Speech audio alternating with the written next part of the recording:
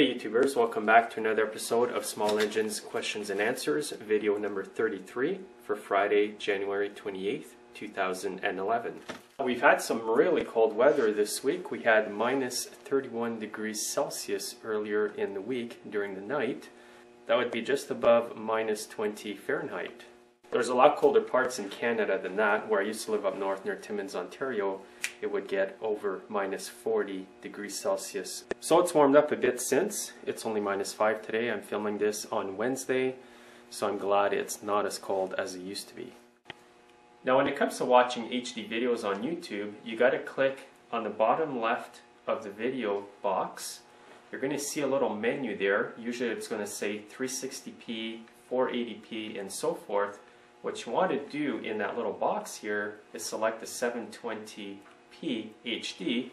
Also, when you select the 720p HD video format on YouTube, give it a chance to load up. You're going to see the little red line at the bottom of the video load up, then you know that it's downloaded enough for you to watch it. If your internet is very fast, then you don't need to worry about that. So I just thought I'd let you guys know that, because some of you were asking me how to get the full HD. It's still going to be much better quality even if you have it at 480p, because the video is still HD. But again, if you go to 720p, it's the actual full HD. So I'm going to get started with the questions right now. First question is, somebody's asking me about the little Walbro carburetors that you find on some Poulan chainsaws and other two-cycle equipment. Now this is a carburetor that came out of a Poulan chainsaw, and we're talking about the side that has the metering diaphragm. When you remove the cover here, you can see this little brass fitting here, but actually that's a little valve. It's a one-way valve. And the YouTuber is wondering if that's replaceable. Well, what I tell people is don't play with that little valve. It's a one-way valve. You can damage it if you insert a needle in there or anything like that.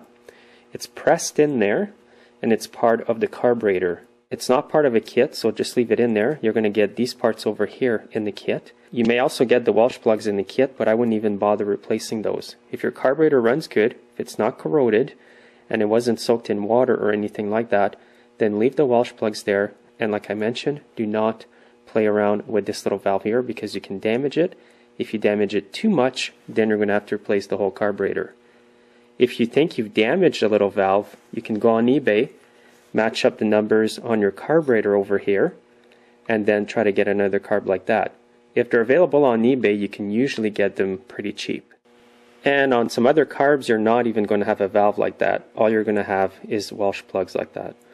So what you're best to do is clean the carb, replace the diaphragms, the needle, and the lever, and go from there.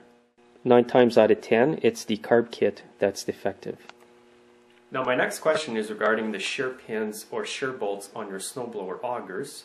A YouTuber is asking me if I've ever encountered where the shear bolts were jammed into the auger shaft. Well, actually it's happened to me. I've had shear bolts seized in there, just like as if they were fused and part of the shaft. So I'm going to show you a quick way to remove these if that's the case. I don't have one here that's jammed in, but I'm just going to show you what to do. Sometimes after you remove the nut like that, the pin may be jammed. On this blower it's not jammed. Now if it were jammed, the best way to remove it is to grab a roll pin punch, which is 5/16 in diameter, which is the same size diameter as your bolt. Then you would line up the roll pin punch onto the bolt like that, and with a hammer just punch it out.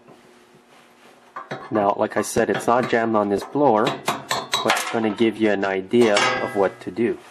Now sometimes just using a roll pin punch may not work, because the bolt may be so fused to the shaft here that it's going to bend and break when you try to do that.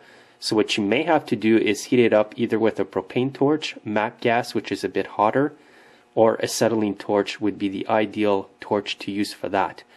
The acetylene is much hotter, and when the metal gets red hot, it's going to separate much easier. What you're best to do is, if it won't come off, get it heated somewhere or by somebody if you don't have the torches, because you may cause damage to the shaft if you keep pounding on it and the bolt won't come off. The other option that you do have as a last resort is to drill out the hole with a 5/16 drill bit, but that may be a bit difficult to do. Now here's a 7000 plus partner chainsaw. It's a 70cc chainsaw, and you're going to be seeing a startup video of this saw soon. Now another question I've been getting a lot this winter is people are asking me why snowblowers don't have an air filter. Some reasons why a snowblower won't have an air filter is because there's no dust to worry about in the wintertime. Also, the snow can clog up the filter if there was one and cause your machine to not run properly. And on most snowblowers, the carburetor will be covered by some kind of plastic or metal shroud so that it's not totally exposed to the elements. On most newer snowblowers with Briggs & Stratton motors, they're going to have a plastic cover over the carburetor, and also the carburetor under here is going to have a metal screen over it to prevent objects from literally going into the carburetor. So as you can see, the carburetor is well covered. If a bit of snow did get in there and got sucked in the carburetor, it's just going to get burnt up in the motor. It's not really going to cause any damage at all. And on most snowblowers with a Tecumseh motor, carburetors underneath the shroud over here. There is no screen whatsoever over the carburetor, just the cover over here. And like I said, if any snow or water gets sucked in the motor, it's just going to get burned out. And even the little 2-cycle Toros do not even have an air filter. All they have is this little pipe here, whatever you want to call that. But the whole thing is covered with a plastic shroud as well. The tip for your snowblowers is do not leave them outside in the elements. Make sure you keep them in the garage at all times, even in the winter time, especially in the summertime when it rains, because the water could get in the carburetor and damage your carb. That's especially so with the Tecumseh motors because they're not as well covered, the carburetors on these, than on the Briggs motor I just showed you. So if you have any good tips as to why a snowblower doesn't have an air filter, you can always leave a comment underneath the video here. I'm sure all the other YouTubers would appreciate that. Before I end off the video today, I want to thank everybody who sent in donations in the last week. All the funds are going toward a brand new computer so that I can better edit all my HD videos. So thanks again for watching. If you're snowmobiling this weekend, be very careful on the ice because there's still slush out there. Have a great weekend and we'll see you next week. Take care now.